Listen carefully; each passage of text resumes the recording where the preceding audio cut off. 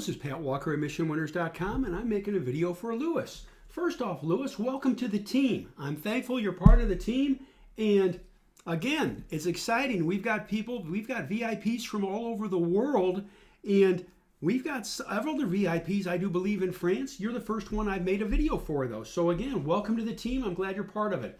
You have some great questions, and let's go through slowly. I think this is important.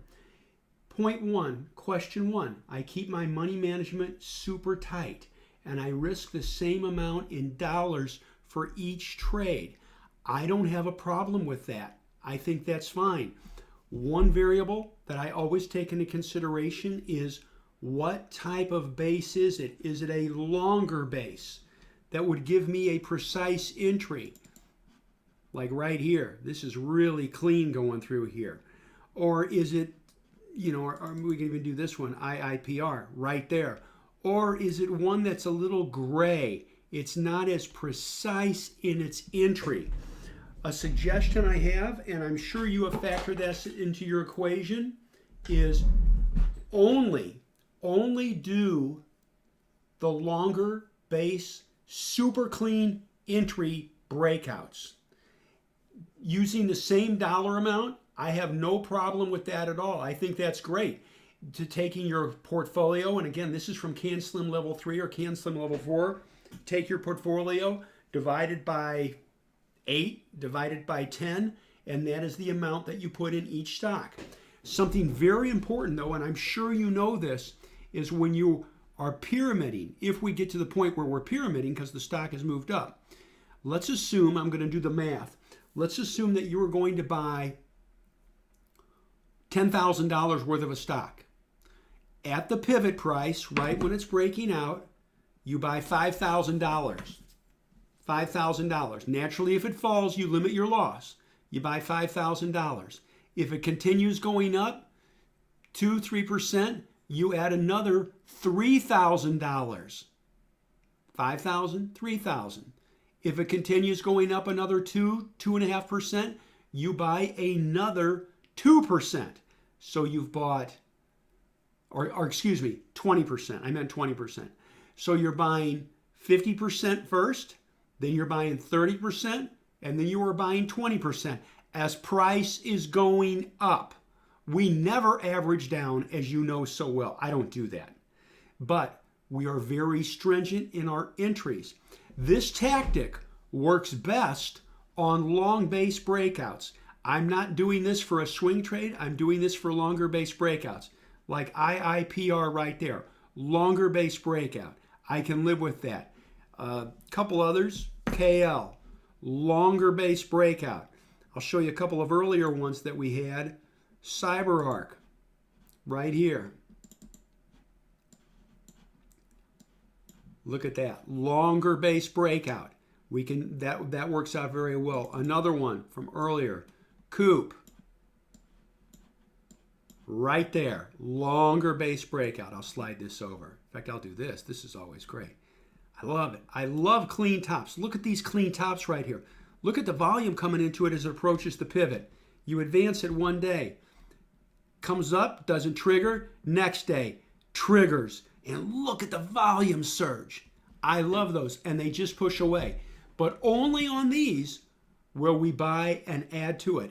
On longer base breakouts, on swing trades, I do not buy and add to it. We start smaller. The other thing that I think is very important is, and I said it once, I'll say it again, sir, you buy and we only add if the stock is moving up in price. If the stock is not moving up in price, we do not buy more. By so doing, it protects us. The stock has to earn our money. And the only way it earns our money is it has to do it with good price and volume action. So I run it very, very tight. Do you provide this? As I have not seen a very nice and okay, thank you for the kind words there. Is on the videos I will talk, but do I give the stops on the videos? Sometimes I'll mention it, but normally what I will do is once we're in the stock, I've alerted that we're in it, And then I'm monitoring it very, very closely to make sure that a decent profit doesn't turn into a loss. By the way, I have to share this with you. I've met Bill O'Neill twice, and Bill O'Neill mentions he talks about 7% loss. He wants his losses much smaller than 7%. I want my losses much smaller than 7%. Personally, I don't want to take a 5% loss. The best stocks have long base breakouts, and everybody sees them, and they just push away. And if they don't, I know that I can get out very quickly for maybe break even. The best ones go. I do stress one thing here, though. This is important. Do I look at 5-minute charts when I'm doing this? No. I want them to push away. And I'm looking at the daily chart. I'm looking at an hourly chart and 30-minute chart, periodically 10-minute chart. But I never buy a stock thinking, oh, this is just going to be a quick in and out day trade. I don't day trade. I only know one successful day trader. I'm not going to do any of that. So let's go in here. Let's go to point 2. Existing positions that you are up to date. I see that you have taken new positions. Can I get on board should the price retrace to your entry levels? Or do you recommend not doing that? I recommend not doing that. The best stocks push away, and the biggest problem we have is you can't get your stock.